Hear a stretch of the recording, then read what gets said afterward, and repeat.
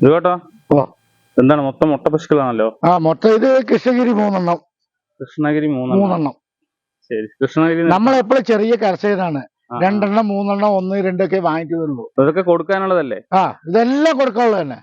പിന്നെ ചിലവര് കമ്മിറ്റ്മെന്റ് അടിക്കും. അതിലൊന്നും കാര്യമൊന്നുമില്ല. അവരവര് അരി മേടിക്കാൻ വേണ്ടി ചെയ്യുന്ന തൊഴിലാണ്. ഈ ജേഴ്സി ഒക്കെ എന്താണ്? മുട്ട ജേഴ്സി ഒക്കെ എന്താ വില? മുട്ട ജേഴ്സി 916 ആണ്. അതന്നെ, എന്താ വില? എന്താണ് വില? 85 പറയും.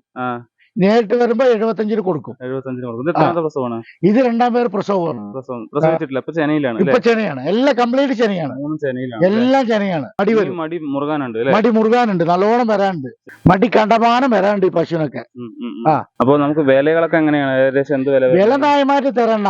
ഈ രണ്ട് ബ്ലാക്കിന് എന്ത് വില? ഈ 2 ബ്ലാക്കിന് 1.5 പറയും. 1.5 ലക്ഷം രൂപ പറയും.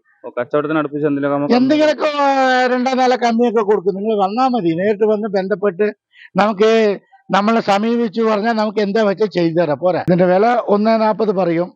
ഒരു 1.30 കിട്ടിയാൽ കൊടുക്കുന്നതാണ്. രണ്ടും കൂടി.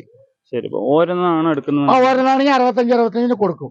ഇനിയിപ്പോ എന്തെങ്കിലും കമ്മിയാണെങ്കിലും കൊടുക്കും.